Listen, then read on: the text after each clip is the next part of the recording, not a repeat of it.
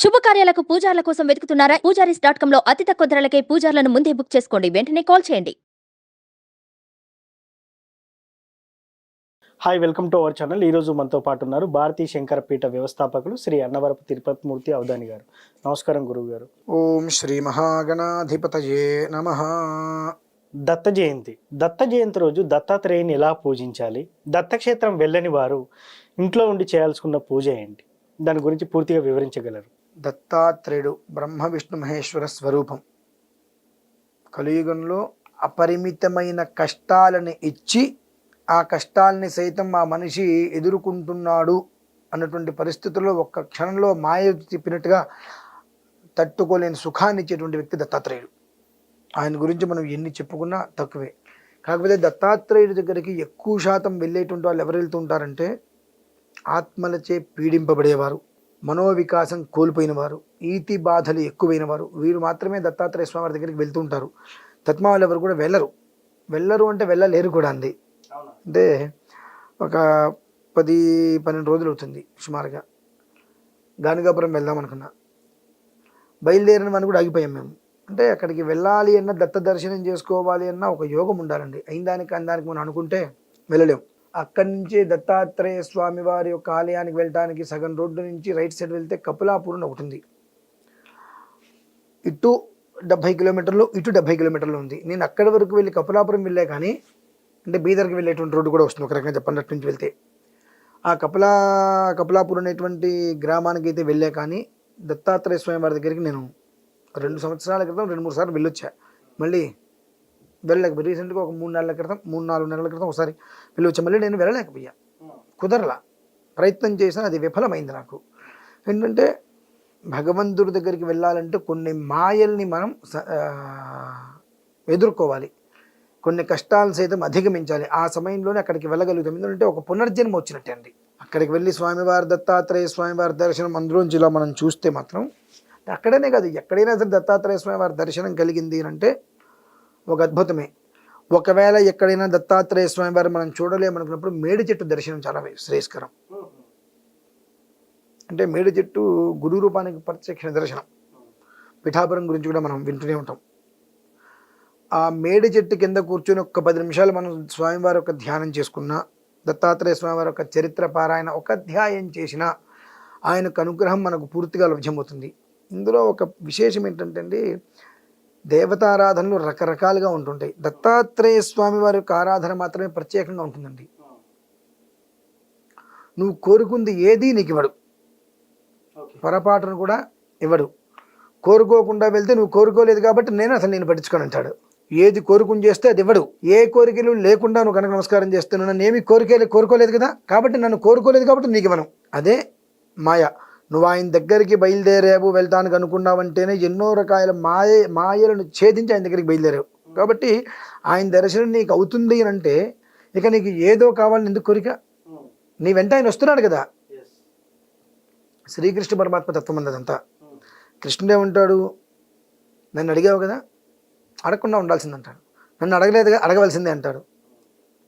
అంటే ఏంటి అంటే ఏ సమయంలో మనం అడగవచ్చు. మనం కొన్ని విషయాలలో ఏమన్నా అంటే వెంటనే పెద్దవాళ్ళు ఏమంటారు, అరే అటువంటి మాటలు మాట్లాడక తథాస్తు దేవతలు అంటూ ఉంటారంటారు.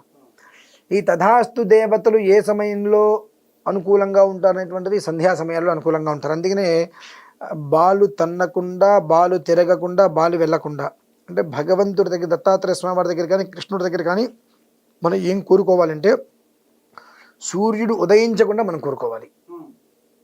సూర్యుడు ఉదయించకుండా కోరుకోవాలి. నడినెత్తి మించి తిరగకుండా కోరుకోవాలి.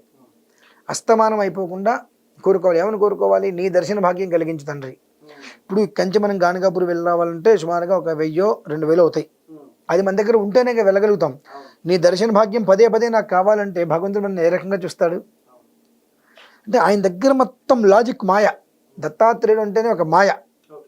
ఆ మాయని ఛేదించడం తేలికైన విషయం కాదు. ఒక క్షణం చక్కగా ఉన్నటువంటి మనిషి చాలా పిచ్చిగా ఉంటూ ఉంటాడు. అలానే పిచ్చివాడిగా తిరుగుతూ ఉంటాడు. మహాజ్ఞానులు అవుతారు. మహాజ్ఞాని కూడా అహంకారం వస్తే పిచ్చివాడైపోతాడు. అంటే ఏంటంటే నీ ధర్మం ఏంటి? త్రిమూర్తియాత్మక స్వరూపం కదా. నీ ధర్మం ఏంటి? నీ ధర్మాన్ని నువ్వు అనుష్ఠించినంతసేపు నేను నీ వెనకే ఉంటా, నీ నీడలాగా ఉంటా. నువ్వు ఎప్పుడైతే నీ ధర్మాన్ని నువ్వు వదిలేసావో ఆ రోజున నా నేను నిన్ను వదిలేస్తుంది. మీరు పడవ వేసుకుని నదిలో వెళ్తున్నారు, ఈ 2 టెడ్లు ఉన్నాయి, చూసుకుంటూ వెళ్తున్నారు. నేను గజేతగాన్ని ఆయన ఎట్లయినా వెళ్తానని చెప్పి టెడ్ వదిలేశారు, మీ పరిస్థితి ఏంటి?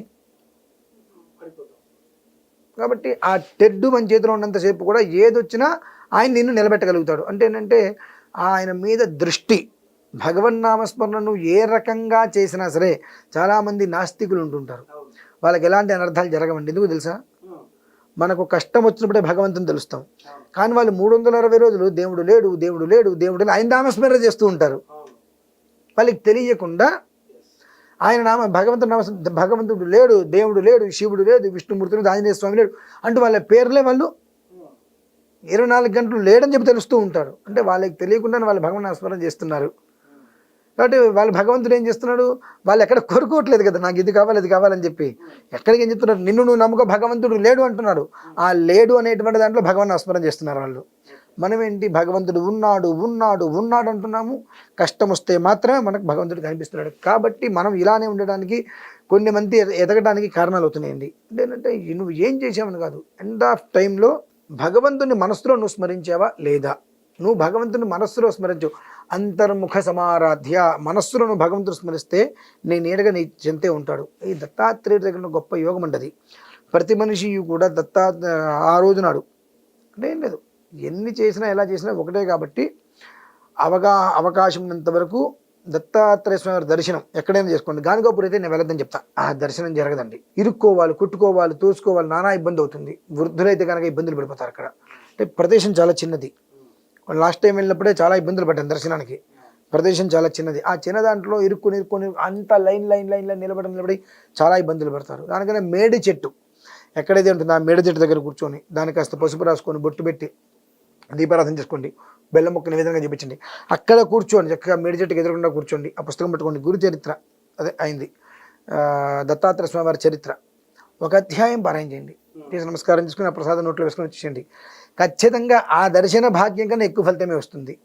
ఎందువల్లనంటే లైన్లో వెళ్ళి లైన్లో నేను ఎంతసేపు వెళ్ళిపోవాలి ఎంతసేపటికి వెళ్ళిపోవాలి దాని మీద ఉంటుంది. లేదంటే దగ్గరికి వెళ్ళి చూడకుండా ఎవరో తోసేస్తాడని ఉంటాం, చూసి చూడకముందే పక్క వాడు తోసేస్తే మనం తిట్టేసుకుంటాం. నేను చూడండి వారానికి ఉపయోగం లేదు. దానివల్ల కావాల్సింది భగవంతుడు మన యందు ఉండాలి. సో ఆ పని చేయండి. మేడి చెట్టు దగ్గరికి వెళ్ళి చక్కగా, లేదా దక్షిణామూర్తి స్వామి వరకు నమస్కారం చేసుకోవచ్చు, ఇబ్బంది ఏమీ లేదు. లేదా మేడి చెట్టు చక్కగా పసుపు రాసేసి కుంకుమ బొట్లు పెట్టి దీపారాధన చేసి చెట్టుకి దానికి ఏదైనా చిన్ని అడ్డు పెట్టి ఓ బెల్లం ముక్కని ఏదైనా పెట్టి చక్కగా దత్తాత్రేయ స్వామి వారి చరిత్ర ఒకటి పారాయణ చేసుకుని నమస్కారం చేసుకోండి. ఆ బెల్లం ముక్క ప్రసాదంగా నోట్లో వేసుకొని జై తత్సత్ ఇంటికి వచ్చేసేయండి. చూశారు కదా, ఇది వాటి కార్యక్రమం. మరో కార్యక్రమంలో మళ్ళీ కలుద్దాం. Thank you.